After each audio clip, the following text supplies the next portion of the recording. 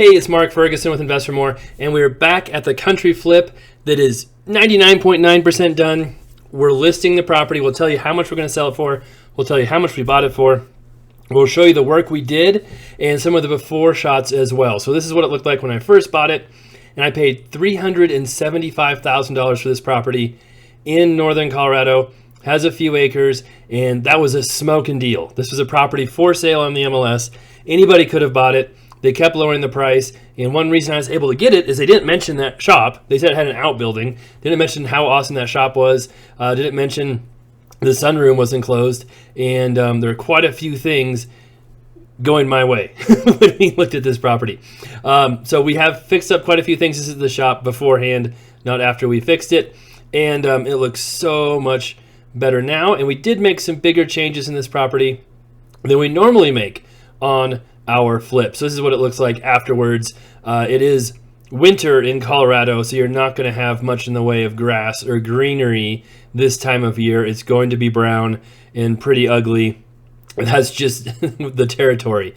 And you can see around the area, it's mostly farmland. There's no neighbors close to it, so that's really nice.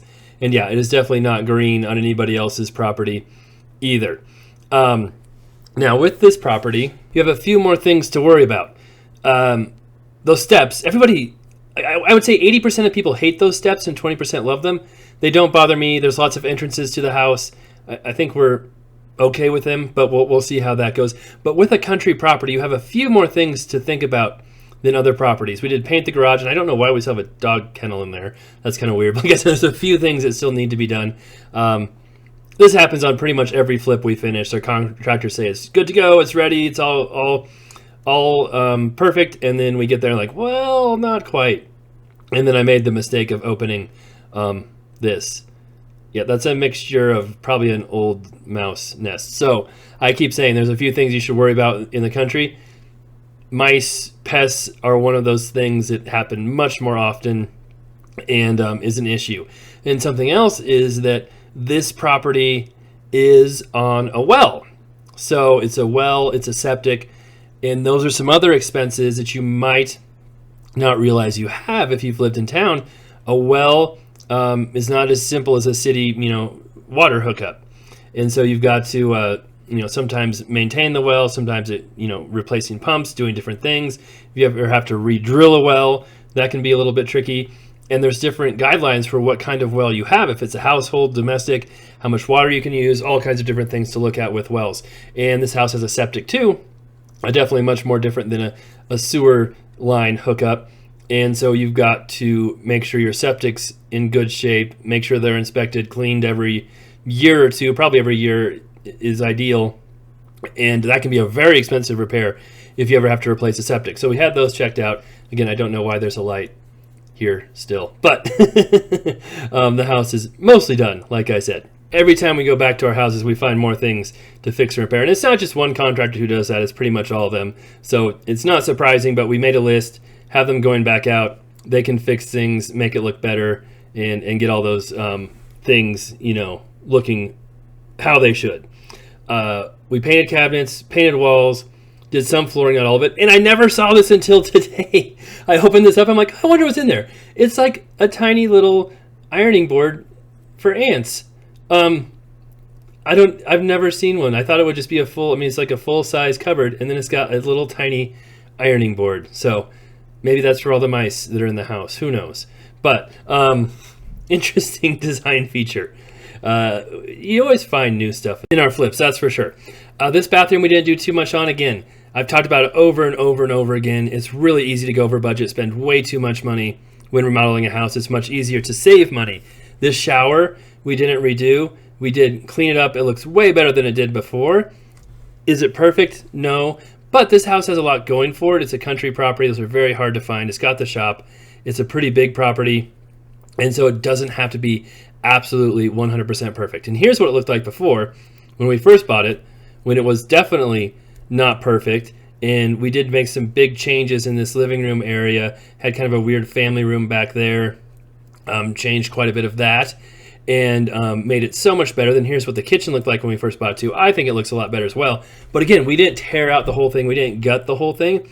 You'll see what we did, and that saved us $10,000 probably or more. And while we have a lot of room in this house and we have a pretty big margin between the buy price and selling price, it's still, good to save money wherever you can. This is a very expensive business. We have lots of costs for financing, insurance, property taxes, maintenance, utilities, all of that. And it all adds up very quickly, especially when you're paying $375,000 for a property. So here's what it looks like now. We tried painting the cabinets a different color once. It did not work. That's in some of my previous videos. This color is much better. Looks so much nicer than it did when we first bought it. But again, it's nothing crazy, nothing fancy. And on a kitchen like this too, in a house like this, I almost feel like it's better to not make the kitchen too crazy, because if someone does want a custom fancy kitchen, they might want to do it their own way, especially the countertops, and they might not like what we pick. Here's this cool sunroom, which was not included in the square footage when we first bought it either, and this is what it looks like now. Does have 2 wood-burning stoves in the house, so that's a nice bonus too. And this room stays very warm in the winter, but we did have to replace some of these doors. I believe replaced some of these windows, so that was an expense as well too. As you can see, we painted, but we didn't change the floor out. We didn't go crazy redoing everything on this property. And of course, we left the stickers on the fridge for the new buyers too, so hopefully they enjoy those. But that's a really cool room, and I think that will really help the house. And yes, that is where the crazy stairs come from too. But there are multiple entrances to get into the house. There's another one without using those stairs. We refinished the hardwood floors.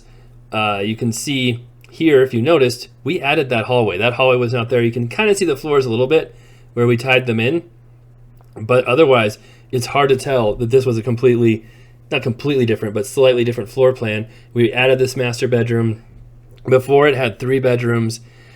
We think it was just a basic ranch house, like 1,000 square feet, that was added onto, and then added onto again probably. But it still only had those 3 bedrooms for a basic ranch house that were pretty small. So we were able to add this room, which is bigger. It's like 13 by 16. Still not a huge master, but much, much better than what was there before. And more closets, more space. So definitely, I think a lot better than it was. And I think this worked out pretty well. We spent quite a bit of time trying to figure out how to configure this better so that you could have a master, not destroy the rest of the floor plan, not spend too much money on it. So this hallway here was the closet for the room on the right that I'm going into right now before. So that saved us some money too, not going crazy redoing all this. And we thought about putting a closet in here again. This room is 9 by 10, but that would have made it so tiny and so small. We just decided to leave it without a closet, so it's basically an office. So the house still has 3 bedrooms, but now it has 3 bedrooms and an office, and feels much better. And then here, I think, was basically your master bedroom before, and your biggest bedroom, which was maybe 12 by 11, if that. And you can see, had kind of small windows for the bedrooms too. But we're not going crazy. We're not going to redo all of that. Those windows were newer, so we were able to save money not redoing all the windows. And it has vinyl siding on the outside. That can be a huge pain to work with. One of my biggest pet peeves working on houses is houses that have vinyl siding, especially in Colorado. It gets very brittle. Hail destroys it. It fades very easily. Not my favorite. Here's what the bathroom looked like before. As you can see, it was beautiful with its horse trough, but we didn't think that would appeal to all the buyers. So we decided to take that out, change it to something more conventional.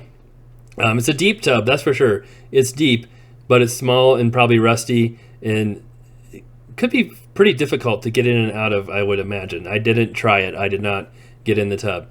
And here's what it looks like now, a little more conventional style, and I think it will hopefully appeal to many more buyers set up like this.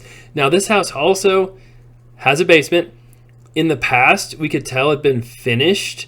We did not finish it. We did not go crazy down here. We pretty much left it as it was. Again, a little disappointed. I came down here and quite a bit of stuff, trash, not trash, but materials that should have been cleaned up, swept up. So we'll get that done. There's some signs, as you can see, of possible intrusion in the walls. Who knows when that happened?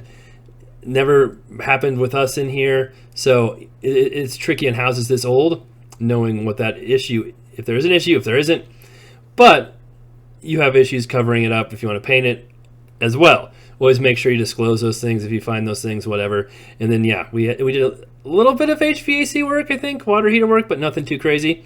And then here's the shop, of course, too, which is better. But again, some annoying things in here. We had to do a little bit of work on it because the roof was messed up on one side, and we got that kind of fixed. But for the listing price and some of the costs, we are asking $699 for it.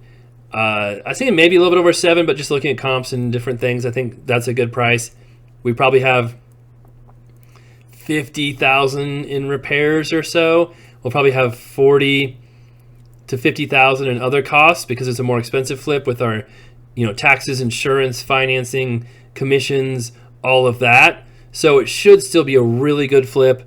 Hopefully it sells quickly and we can keep buying more and more properties. We do have other ones we're working on right now. We have a couple more being finished up here soon. We also have the laundromats, all that stuff. So a lot of cool stuff coming up here in the near future. Hopefully you stick around, and then we'll have an update on this one too. Don't look at the dead mouse. If we have any issues or problems with it, and hopefully we don't.